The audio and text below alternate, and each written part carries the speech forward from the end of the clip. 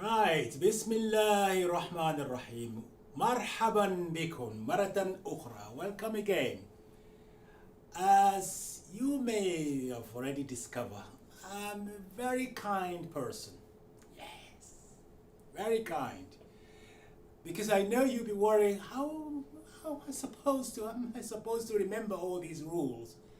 Although they are in the book as well. So, but I'll just give you a bit of a summary about these rules we have learned so far.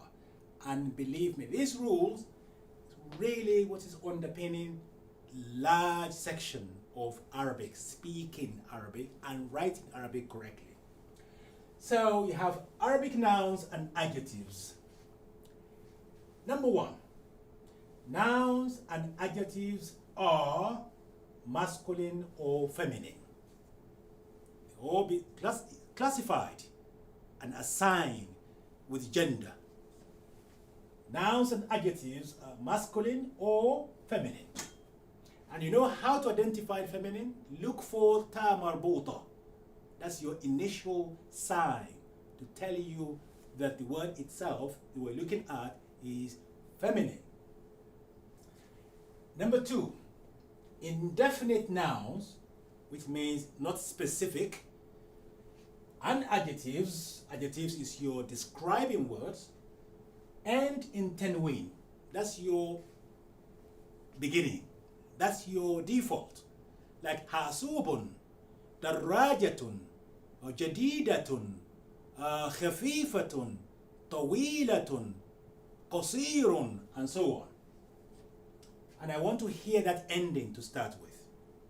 Number three, nouns come before any adjectives describing them.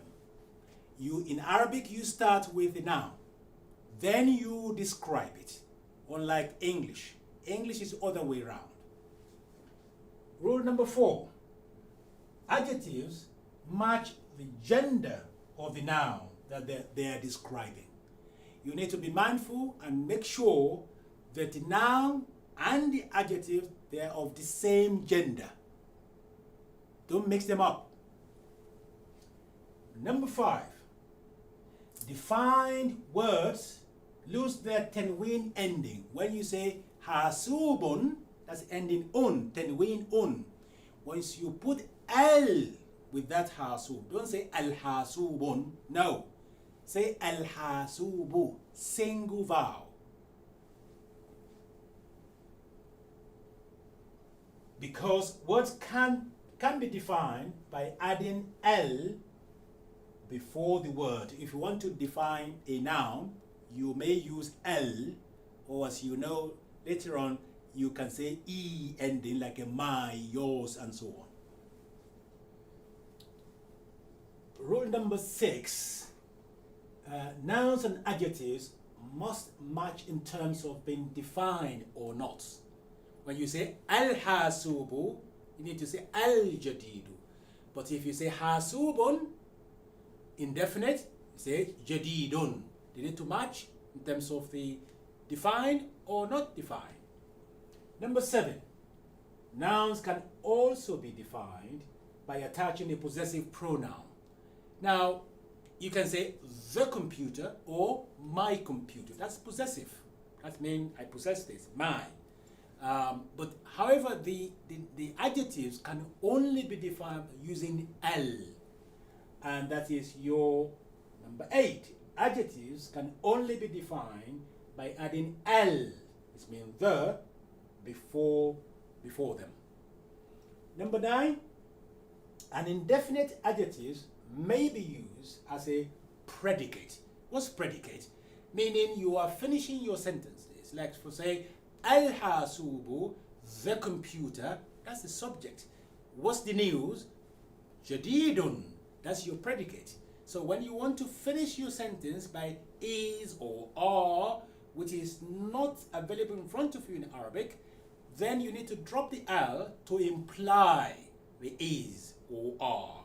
And that will give you the conclusion to your sentence. That's your predicate, subject and then predicate. Meaning you mention a noun, for instance, the noun, and then you give us the news about the noun. So that's what he called subject and predicate. An indefinite adjectives may be used as a predicate to complete a sentence. So that's when you are manipulating the your adjectives to complete a sentence. Number 10, direct adjectives and predicate adjectives must agree with the subject noun in terms of gender. All the way through all these, the gender must be the same. You don't mix between masculine and feminine. Once you mention a masculine noun, you need to make sure your direct adjective is also masculine, or predicate is also masculine, and the other way around as well. So this summary, hopefully, that will reassure you and it will act as a quick reference to be able to see when you are doing your exercise in the book. So make sure you have this summary next to you to test your answer, to see whether you are really sticking and comply with all these rules. If something is wrong, then check which particular number that you ignore, and this is really will act as a very good reference to you